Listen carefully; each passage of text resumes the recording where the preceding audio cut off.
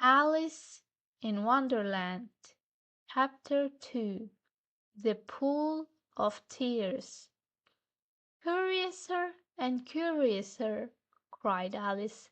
She was so much surprised that for the moment she quite forgot how to speak good English. "Now I'm opening out like the largest telescope that ever was. Goodbye, feet." For when she looked down at her feet, they seemed to be almost out of sight, they were getting so far off. "Oh, my poor little feet!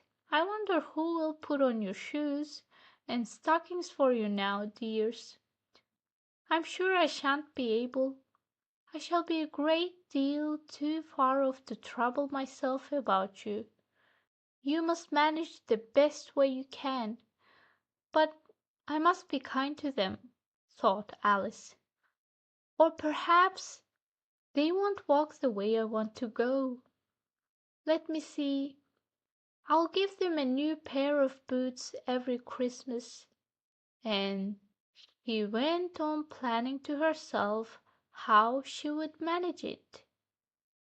"They must go by the carrier," she thought, "and how funny it will seem, sending presents to one's own feet, and how odd the directions will look. Alice's right foot, Esquire, hearthrug, near the fender, with Alice's love. Oh dear, what nonsense I'm talking!" Just then her head struck against the roof of the hall. In fact, she was now more than 9 feet high, and she at once took up the little golden key and hurried off to the garden door. Poor Alice! It was as much as she could do, lying down on one side to look through into the garden with one eye. But to get through was more hopeless than ever. She sat down and began to cry again. "You ought to be ashamed of yourself," said Alice. "A great girl like you," she might well say this, "to go on crying in this way. Stop this moment, I tell you." But she went on all the same, shedding gallons of tears until there was a large pool all round her, about 4 inches deep and reaching half down the hall. After a time she heard a little pattering of feet in the distance, and she hastily dried her eyes to see what was coming. It was the White Rabbit returning, splendidly dressed, with a pair of white kid gloves in one hand and a large fan in the other. He came trotting along in a great hurry, muttering to himself as he came, "Oh, the Duchess, the Duchess! Oh, won't she be savage if I have kept her waiting?" Alice felt so desperate that she was ready to ask help of any one. So when the rabbit came near her, she began in a low, timid voice, "If you please, sir." The rabbit started violently, dropped the white kid gloves and the fan, and scurried away into the darkness as hard as he could go. Alice took up the fan and gloves, and as the hall was very hot, she kept fanning herself all the time. She went on talking. "Dear, dear, how queer everything is today, and yesterday things went on just as usual. I wonder if I have been changed in the night. Let me think.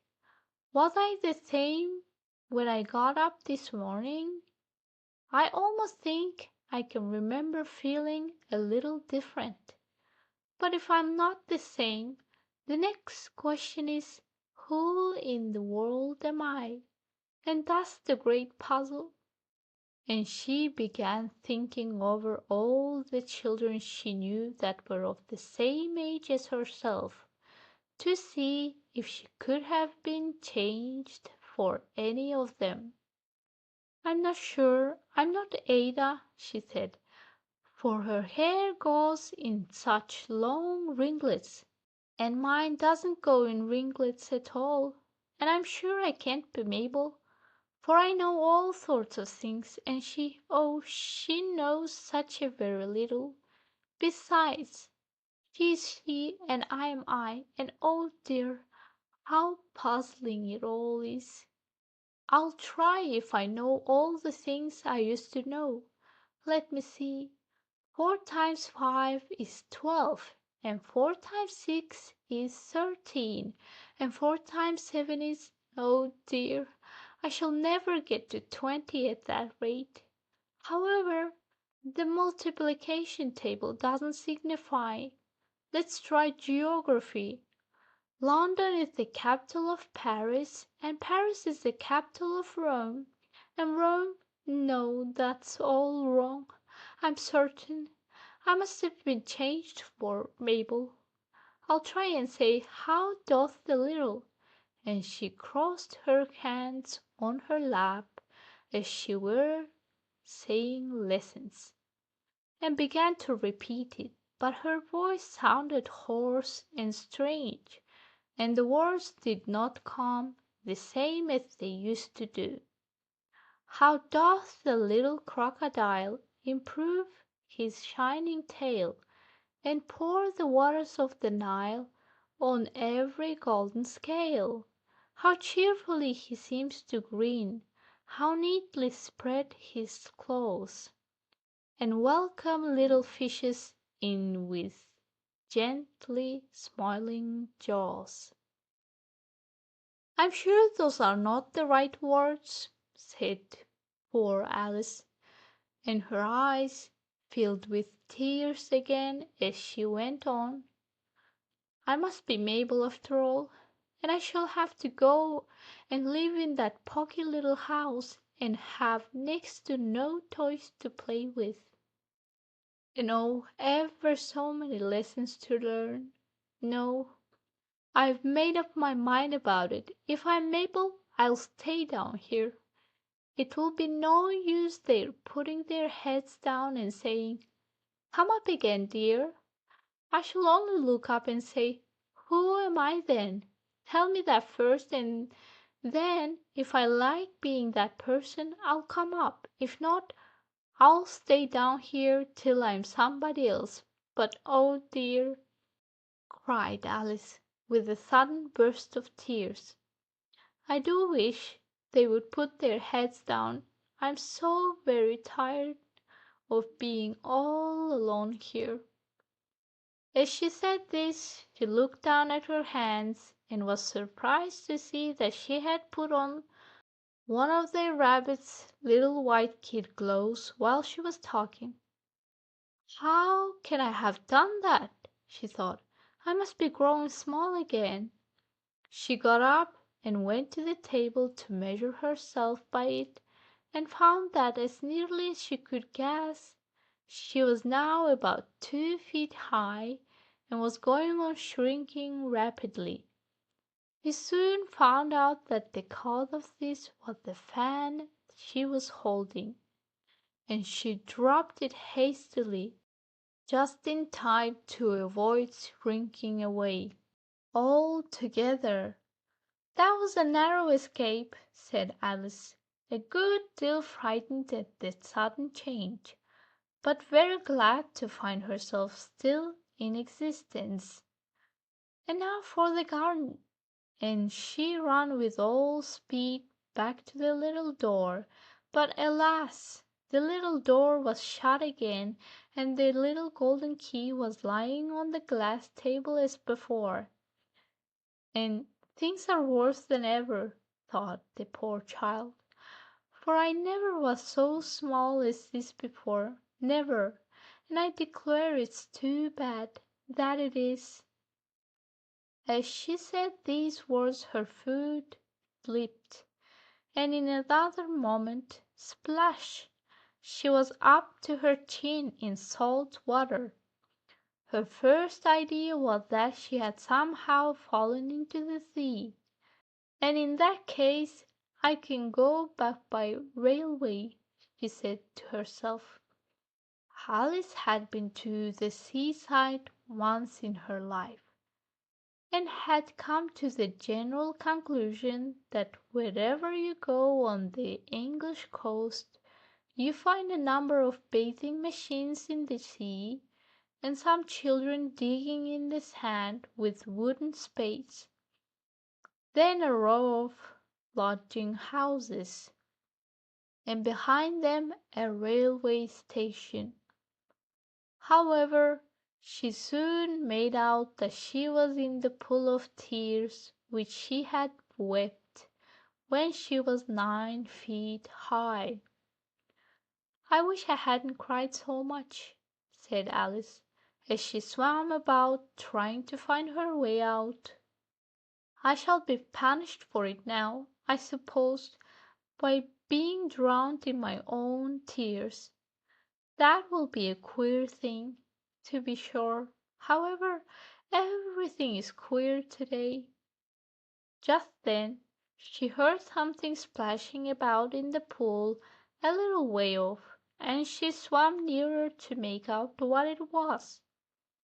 At first she thought it must be a walrus or hippopotamus, but then she remembered how small she was now, and she soon made out that it was only a mouse that had slipped in like herself. Would it be of any use now, thought Alice, to speak to this mouse? Everything is so out of the way down here that I should think very likely it can talk. At any rate, there's no harm in trying. So she began, "Oh, mouse, do you know the way out of this pool? I'm very tired of swimming about here. Oh, mouse." Alice thought this must be the right way of speaking to a mouse. She had never done such a thing before, but she remembered having seen in her brother's Latin grammar, "A mouse of a mouse, to a mouse, oh mouse." The mouse looked at her rather inquisitively, and seemed to her to wink with one of its little eyes. But it said nothing. "Perhaps it doesn't understand English," thought Alice. "I dare say it's a French mouse come over with William the Conqueror." For, with all her knowledge of history, Alice had no very clear notion how long ago anything had happened. So she began again, "Ois machat," which was the first sentence in her French lesson book. The mouse gave a sudden leap out of the water and seemed to quiver all over with fright. "Oh, I beg your pardon," cried Alice, hastily, afraid that she had hurt the poor animal's feeling. "I quite forgot you didn't like cats." "Not like cats!" cried the mouse, in a shrill, passionate voice. "Would you like cats if you were me?" "Well, perhaps not," said Alice in a soothing tone. "Don't be angry about it. And yet I wish I could show you our cat Dinah. I think you'd take a fancy to cats if you could only see her. She's such a dear, quiet thing," Alice went on, half to herself, as she swam lazily about in the pool. "And she sits purring so nicely by the fire, licking her paws and washing her face, and she's such a nice soft thing to nurse, and she's such a capital one for catching mice." "Oh, I beg your pardon," cried Alice again, for this time the mouse was bristling all over, and she felt certain it must be really offended. "We won't talk about her any more if you'd rather not." "We indeed!" cried the mouse, who was trembling down to the end of his tail. "As if I would talk on such a subject. Our family always hated cats. Nasty, low, vulgar things. Don't let me hear the name again." "I won't indeed," said Alice, in a great hurry to change the subject of conversation. Are you fond of dogs?" The mouse did not answer, so Alice went on eagerly. "There's such a nice little dog near our house. I should like to show you. A little bright-eyed terrier, you know, with such long curly brown hair, and it will fetch things when you throw them, and it will sit up and beg for its dinner, and all sort of things. I can't remember half of them, and it belongs to a farmer, you know, and he says it's so useful. It's worth £100. He says it kills all the rats and—" "Oh dear!" cried Alice in a sorrowful tone. "I'm afraid I've offended it again," for the mouse was swimming away from her as hard as it could go, and making quite a commotion in the pool as it went. So she called softly after it, "Mouse dear, do come back again, and we won't talk about cats or dogs either, if you don't like them." When the mouse heard this, it turned round and swam slowly back to her. Its face was quite pale with passion, Alice thought, and it said in a low, trembling voice, "Let us get to the shore, and then I will tell you my history, and you will understand why it is I hate cats and dogs." It was high time to go, for the pool was getting quite crowded with the birds and animals that had fallen into it. There were a duck and a dodo and a lory and an eaglet, and several other curious creatures.